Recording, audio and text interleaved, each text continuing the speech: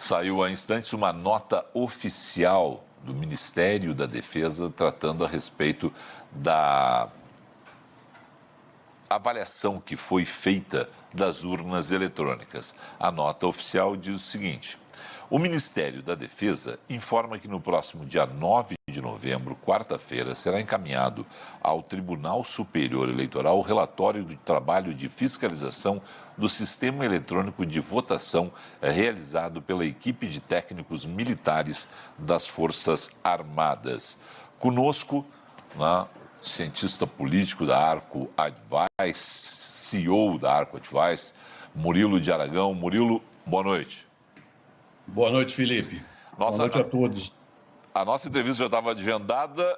Obviamente eu ia perguntar sobre isso, mas a gente não tinha nota oficial ainda. O que dá para se pensar a respeito de um anúncio como esse, uma forma como foi feito um comunicado como esse, em uma situação que é hoje o assunto, né, de alguns dias já, a expectativa de, principalmente bolsonaristas, do que pode surgir dessa avaliação feita pelas Forças Armadas das urnas eletrônicas. Murilo.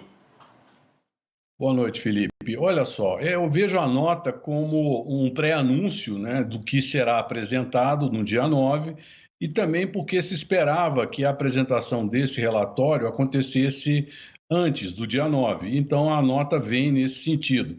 Agora, é evidente que, pelo caráter solene da nota, ela provoca um certo suspense a respeito do que vai ser, o que trará o relatório, afinal, sobre as urnas que foram auditadas pelas Forças Armadas.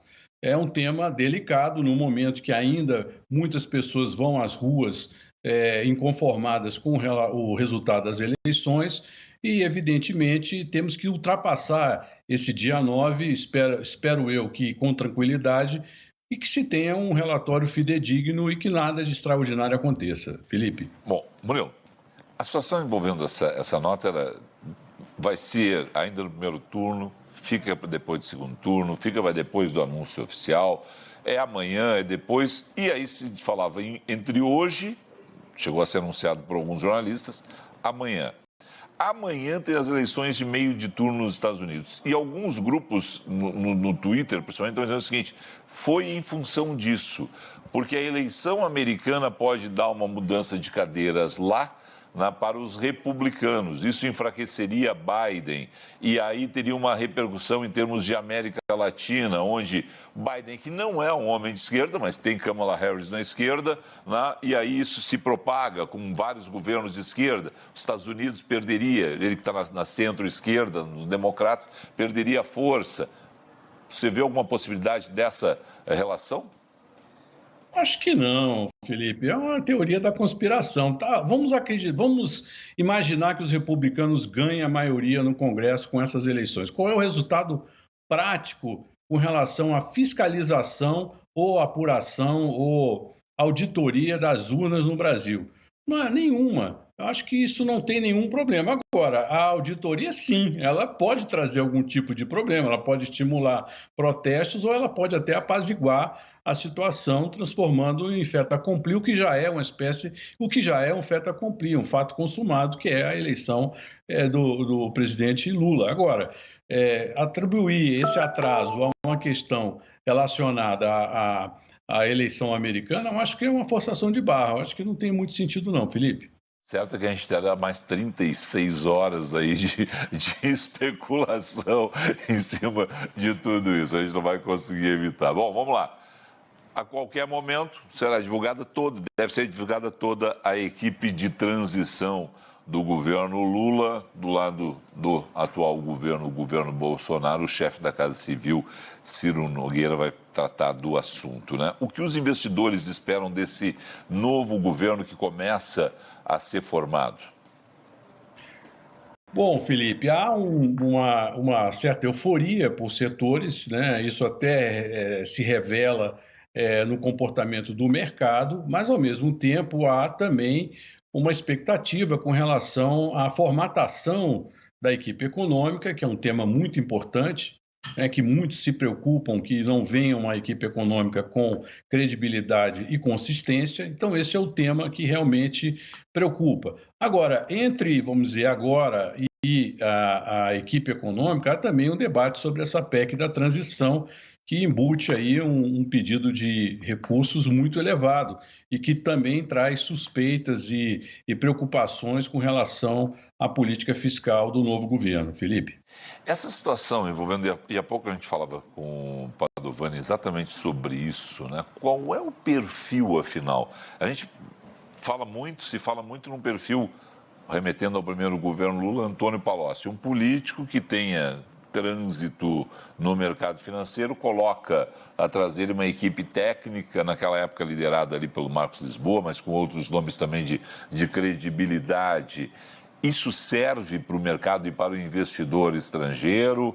Tem que ser alguém, nesse momento, em função de todas as dificuldades econômicas do mundo, né? Um mundo pós-Covid, um mundo ainda em guerra, uma situação fiscal complicada como essa que vive o Brasil. Tem que ser um técnico, tem que ser alguém economista que tenha uma importância lá fora, conhecido lá fora. Como é que funciona isso? Olha, essa expectativa varia de acordo com o tipo do investidor. É evidente que o investidor quer previsibilidade e credibilidade. Nomes testados, nomes que já foram observados pelo mercado, seriam muito bem-vindos, porque se reduz a imprevisibilidade. Agora, o modelo não está claro. Eu acho que o presidente Lula ainda não definiu qual é o formato da sua equipe econômica. Eu não vejo um problema de ter um nome político, desde que as propostas e a própria configuração da equipe tenha solidez e consistência para tratar com os desafios econômicos que serão grandes para o próximo governo. Enfim, então essa é a questão. Quer dizer, há uma preferência para alguns nomes mais conhecidos, mais testados pelo mercado, e há um debate interno dentro do PT sobre que modelo adotar. Isso ainda vai demorar talvez alguns dias. A gente está em plena COP27, está iniciando, né? Mas a gente já está em plena COP27. O Brasil está sendo observado mundo afora, além da equipe econômica e de Ministério de Meio Ambiente, porque esse é um assunto, ESG, a pauta ESG está em todos os momentos nessa configuração das empresas, dessas negociações. Ministério da Economia, planejamento que deve ser recriado, Banco Central se sabe que vai continuar Roberto Campos Neto. Está se olhando para onde mais? Para a indústria e comércio, para meio ambiente? O que os estrangeiros querem saber quando consultam vocês na Arco Advice? Bom, em primeiro lugar é a questão da política econômica, sim, dos desafios fiscais, de como pagar as promessas de campanha, aumento de salário mínimo, isenção de impostos, prorrogação do Auxílio Brasil, enfim, todas essas questões têm uma repercussão fiscal importante. E tem que se ver se, eventualmente, se tratará também de aumento de impostos. Então, toda essa configuração econômica é importante. A questão ambiental, sem dúvida, muito importante também, porque se refere diretamente à imagem do Brasil, em especial na Europa, onde a questão ambiental tem uma grande importância política. Então, se observará, sim, qual é o desenho da equipe que vai tratar no meio ambiente e a interação com essa economia ESG, que é muito importante também. E o outro setor que os investidores olham com atenção é a questão do agronegócio, porque realmente é a força, né, motriz da economia brasileira e tem uma importância muito grande para o mundo, porque somos um dos maiores produtores de alimentos do planeta. Então, tudo isso leva o investidor a querer saber. E, por fim, para não ser exaustivo, a questão da governabilidade. Como vamos conciliar, como o Brasil vai conciliar um governo de centro e esquerda com um Congresso de centro-direita. Então, essas são questões que são objeto de perguntas sempre para nós, Felipe. Antes da gente avançar sobre essa questão, um governo de centro para a esquerda com o Congresso de centro para a direita, deixa eu só pegar mais um gancho.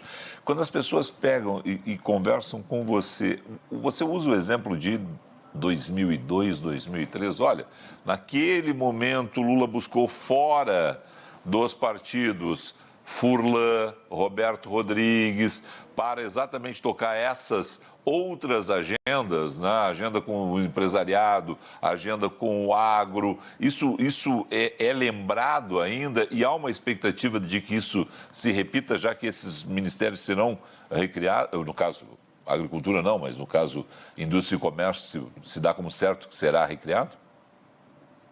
Bom, a questão é que provavelmente o Lula vai ser um Lula 4, né? O Lula 3, vamos dizer assim. Eu diria 3 porque houve ali um período da Dilma Rousseff, onde o Lula não tinha a influência que talvez desejasse ter no comando da economia, mas, enfim, o governo do PT tinha uma direção. Acho que a direção que vem aí, e os investidores esperam, é uma direção diferente, que vai se basear em credibilidade e previsibilidade, principalmente pelo fato de que a equipe econômica, em parte, já está sob o comando de um Banco Central independente, pelo fato também de que hoje temos reservas abundantes, diferentes de 2002, e também porque o presidencialismo, que era muito forte em 2002, 2003, perdeu potência e hoje divide o poder com o poder legislativo. Então, este panorama, essa topografia política do Brasil é acompanhada com atenção. E o investidor sabe, ele tem informação, ele procura saber, ele procura entender o balanço de forças no Congresso, ele procura entender o ativismo do judiciário, né, a judicialização da política. Todos esses fenômenos que estão todos os dias, né, na política brasileira são observados, sim, com atenção, Felipe. Entendem esse ativismo do judiciário brasileiro? Eles te consultam muito sobre isso. Vem cá, que história é essa? Porque, afinal de contas, transcende, né, aquilo que a gente esperava ali de decisão. E a gente tem aqui uma situação diferente de outros países, onde a gente, se passar na rua um ministro da Suprema Corte em um país de primeiro mundo não, de qualquer nível, me parece, não vai ser tão conhecido quanto os nossos. Os nossos são meio popstar, né? Hoje provavelmente todo mundo sabe os 11 ministros do Supremo e não sabe ainda os 11 que vão ser escalados pelo Tite na Copa do Mundo. Agora, Exatamente. a questão da importância do Poder Judiciário na política brasileira não é nova, ela vem desde o Mensalão, desde 2005, quando se inicia o processo do Mensalão. Então, há uma tradição no Brasil, já de alguns anos, né, de forte presença do Judiciário no debate político. Até mesmo, e na maior parte do tempo, provocada pelo próprio mundo político, que, inconformado com alguma decisão do Congresso Nacional, termina recorrendo ao Supremo para que se decida. Então, no fundo, não há questão relevante aprovada no Brasil, política pública relevante aprovada no Brasil, no Congresso e sancionada pelo presidente da República, que não termine sendo revista, pelo menos em parte, no Poder Judiciário, porque é uma provocação dos próprios políticos que buscam sempre a última instância, como se o Brasil fosse um país tricameral, com 3 câmaras legislativas. O outro aspecto que também acompanha é o ativismo, que é o Poder Judiciário agindo de maneira proativa em questões de sensibilidade política. Como se viu durante a campanha, um estranhamento com relação à conduta do TSE em relação a veículos de imprensa. Isso teve uma repercussão, principalmente nos meios culturais, acadêmicos, de lá de fora, vendo um ativismo do judiciário. Isso não é comum nas grandes economias do mundo, mas é típico do Brasil. E o Brasil tem um sistema político próprio, específico e peculiar, Felipe. Perfeito. Bom, para fechar, só vou voltar a essa questão do como é que você está explicando para o mundo exterior, né, um congresso de centro-direita, um governo eleito de centro-esquerda, o que se esperar, né, dessas votações. Algumas já começam, inclusive, essa semana, que interessam, que vão repercutir lá na frente. Bom, Felipe, eles entendem que o Brasil é um sistema semipresidencialista de fato, né? Porque há um poder muito grande do Poder Judiciário, do Legislativo, na definição de políticas públicas do Brasil. Então, a configuração do Congresso, o poder do Judiciário e um presidente eleito para uma maioria pequena, indicam que o Brasil navegará com bases de consenso, com bases de entendimento, com bases de de acordos que visem superar os desafios. E também entendem que é uma sociedade que tem hoje uma vocação para acompanhar a política crescente. Isso também é interessante, porque há muitos grupos organizados que são importantes politicamente e que têm poder de influência. Então, não há uma expectativa de que uma ideologia, ou uma ideia, ou um mecanismo, ou um programa seja imposto à sociedade, e sim que tenhamos uma situação de consenso. E, nesse sentido, o presidente Lula é muito experiente, participou de muitas negociações, sabe que terá que ter apoios de partidos que não comungam com o ideário do PT, mas que ele vai buscar para ter a governabilidade. E, mesmo assim, não será um apoio em conteste, ele será questionado, terão agendas que vão ser disputadas, agendas que não unificarão maiorias, que ficarão pelo meio do caminho. Enfim, é um modelo que o investidor entende que é de consenso, é uma sociedade que funciona na base do consenso e isso deverá prevalecer e é a expectativa que os investidores têm em relação ao Brasil hoje, Felipe. Murilo, obrigado mais uma vez por colaborar conosco aqui para entender o que os investidores lá de fora estão olhando e estão demandando vocês aí na Arco. Abraço, até a próxima. Obrigado, um abraço.